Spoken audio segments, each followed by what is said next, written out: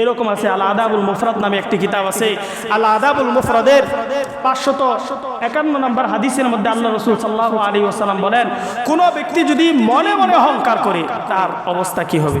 আল্লাহ রাসূল সাল্লাল্লাহু আলাইহি ওয়াসাল্লাম বলেন, ক্বালা রাসূলুল্লাহ সাল্লাল্লাহু আলাইহি ওয়াসাল্লাম, মান তা'আজ্জামা ফি নাফসিহি আও ইখতালা ফি মাশিহি লাকিয়াল্লাহ ওয়া হুয়া আলাইহি গাদবান।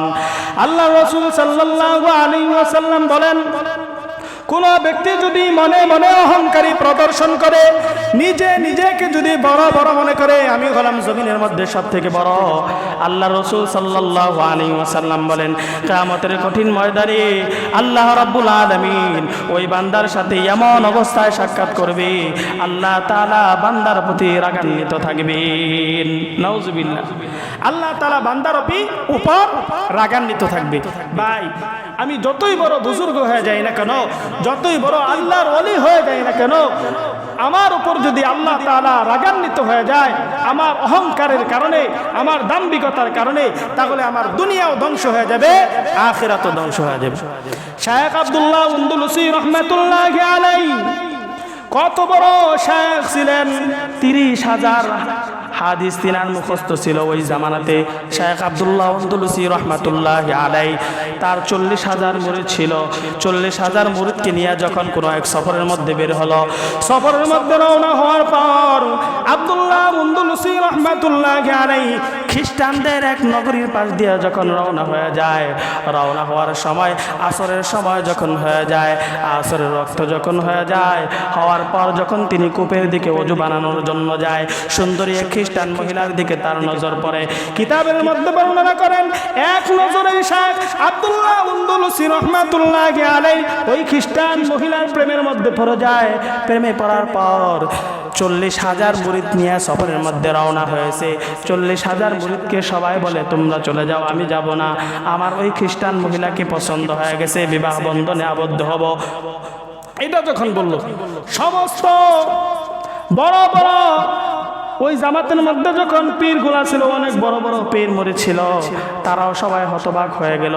অনেক পীর সাহেব তো আল্লাহু আকবার বলে ডাক দিয়ে আফসোস করতে করতে জমিন থেকে একেবারে বিদায় হয়ে গেল। আব্দুল্লাহ আন্দলুসি রাহমাতুল্লাহি আলাইহি এই অবস্থা যখন হলো, কারো কাছে জিজ্ঞাসা করে যখন তিনি যাইলেন, এই মুরিদদের মধ্যে বাগদাদি রহমাতুল্লাহি আলাইহি তিনিও ছিলেন অনেক বড় একজন, জুনাইদ বাগদাদি রহমাতুল্লাহ আলাইহি তিনিও ছিলেন এই পীরদের মুরিদদের মধ্য থেকে একজন। জুনাইদ বাগদাদি রহমাতুল্লাহি আলাইহি, শিবলি রহমাতুল্লাহি আলাইহি তিনিও ছিলেন তার মুরিদ। তারা অনেক বড় বড় মুরিদ ছিলেন এই দলের মধ্যে। যখন যাইতেছিল, খ্রিস্টান মহিলাকে দেখে তার বড় পছন্দ হয়ে গেছে। এবার সবাই যখন বলতে চলুন শায়খ সামনের দিকে যায়, তিনি বলে, না, আমি আর সামনের দিকে যাব না, এই খ্রিস্টান মহিলাকে আমার পছন্দ হয়ে গেছে। তারা অনেক মুরিদ এইখানে আল্লাহু আকবারের ডাক দিয়া জীবন একবারে ত্যাগ করে বিদায় হয়ে দুনিয়া থেকে চলে গেছে। শায়খ যায় না। যখন এই অবস্থা হলো, খ্রিস্টান মহিলার বাবাকে আস্তে আস্তে খুঁজতে লাগতো। খোঁজার পর যখন ওই মেয়ের বাবাকে পাইছে, পাওয়ার পর বলে, তোমার সাথে তো বিবাহ বন্ধনে আবদ্ধ করা সম্ভব নয়। কারণ কি, তুমি হইলাম মুসলমান আর আমরা হইলাম খ্রিস্টান, আমাদের দুই ধর্মের মধ্যে মিল নাই, যার কারণে আমরা বিবাহ বন্ধনে আবদ্ধ করতে পারবো না। তুমি যদি বিবাহ বন্ধনে আবদ্ধ হইতে চাও, 1 নম্বর শর্ত হলো তোমাকে তোমাকে দিন ছাড়তে হবে। কি ছাড়তে হবে? দিন ছাড়তে হবে। যদি তুমি দিন ছাড়ো, 2 নম্বর শর্ত হলো তোমাকে শুকর চড়াইতে হবে। শুকর যদি চড়াইতে পারো, তাহলে তোমার সাথে আমার মেয়েকে বিবাহ বন্ধনে আবদ্ধ করব। যেই কথা সেই কাজ। এরপরে তিনি ইসলাম ধর্ম ত্যাগ করলো, ইসলাম ধর্ম ছেড়ে দিল। ইসলাম ধর্ম যখন ছেড়ে দেয়, ইসলাম ধর্ম ছেড়ে দেওয়ার পর শুকুর চড়ানোর কাজের মধ্যে লিপ্ত হয়ে গেল। সেই দাড়ি টুপি এগুলা সব নিয়ে যখন শুকুর চড়ানোর কাজের মধ্যে লিপ্ত হয়ে গেল, অনেক দিন পর যখন শিবলি রহমাতুল্লাহি আলাইহি তিনার মুরিদ এসে হাজির হয়েছে, শায়েখের কাছে জিজ্ঞাসা করছে, শায়েখ আপনি তো অনেক হাদিস মুখস্থ করেছিলেন, 30,000 হাদিস তো আপনার মুখস্থ ছিল, আপনার কি এই জামানাতেও এখন কি কোনো হাদিস আপনার মুখস্থ আছে? ওই সময় শায়খ আব্দুল্লাহ আন্দলুসি রাহমাতুল্লাহি আলাইহি তিনি বলেন, 30,000 হাদিস আমার মুখস্থ থাকার পরেও এখন বলেন একটি হাদিস কেবলমাত্র মুখস্থ আছে, আর সব হাদিসগুলো আমি ভুলে গেছি। কোরআনের হাফেজ ছিলাম, কোরআনকেও ভুলে গেছি। আব্দুল্লাহ আন্দুলুসি রহমাতুল্লাহ আলাইহি তিনি বলেন একটি হাদিস কেবলমাত্র আমার মনে আছে, সেই হাদিসটি হলো মান বাদ্দালা দীনাহু ফাকতুলুহু, যেই ব্যক্তি তার দ্বীন ইসলামকে পরিবর্তন করে ইহুদি বা নাসারা বা খ্রিস্টান হয়ে যাবে, তাৎক্ষণিকভাবে তোমরা ওই ব্যক্তিকে হত্যা করো। এই হাদিসটা যখন শোনাই দিছে, শিবলি রহমাতুল্লাহ আলাইহি তার মুরিদ তিনিও হাওমাও করে কান্না শুরু করছেন, আর তিনি পীর সাহেব তিনিও হাউমাউ করে কান্না শুরু করে দিয়েছেন। যখন হাউমাউ করে তাদের মধ্যে কান্নাকাটি শুরু হয়ে গেছে, তখন তিনি আব্দুল্লাহ আন্দুলুসি রহমাতুল্লাহ আলাইহি আল্লাহ তাআলার কাছে দোয়া করতেছে, আল্লাহ আমার ভুলের কারণে, আমার একটু অহংকারী আসার কারণে আজকে আমাকে এই জায়গা পর্যন্ত নিয়ে আসছেন। আল্লাহ একটু কেবলমাত্র সামান্য একটু অহংকার করেছিলাম, যার কারণে আজকে আমাকে এই পর্যন্ত নিয়ে আসছেন। আল্লাহ আমার অহংকারটা আমাকে মাফ করে দিন।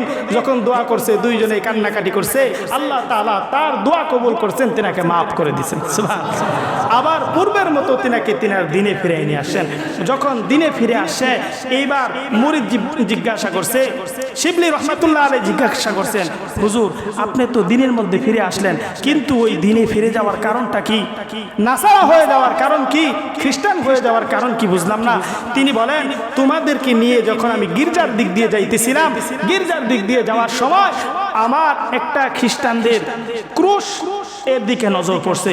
যখন ক্রুশের দিকে তাকাইছি, ক্রুশের দিকে তাকানোর পর আমার মনের মধ্যে কেমন একটা অহংকার হইল, এই খ্রিস্টান তোদেরকে তো আল্লাহ তাআলা বিবেক দিছে, আকল দিছে, বুদ্ধি দিছে, এরপরেও তোমরা তো কি করতেছো না, দিন বুঝতেছো না, আল্লাহকে চিনতেছো না।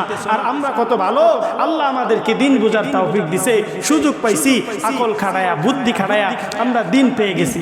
এই অহংকারী করার কারণে, মানুষদেরকে তুচ্ছ তাচ্ছিল্য করার কারণে এতদিন যাবত আল্লাহ তাআলা এই ইলম, এই দিন থেকে আল্লাহ তাআলা আমাকে মাহরুম করে দিয়েছে। নাউজুবিল্লাহ। তাহলে দেখুন মুহতারাম হাজিরিন, সমাজের মাঝে যারা দুর্বল মানুষ আছে, তুচ্ছ মানুষ আছে, একেবারে দুর্বল, তাদেরকে আমরা তুচ্ছ তাচ্ছিল্য করতেছি।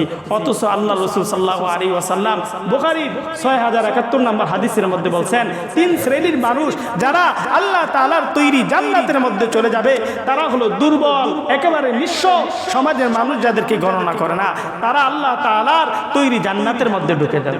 সুবহানাল্লাহ। মুহতারাম হাজিরিন,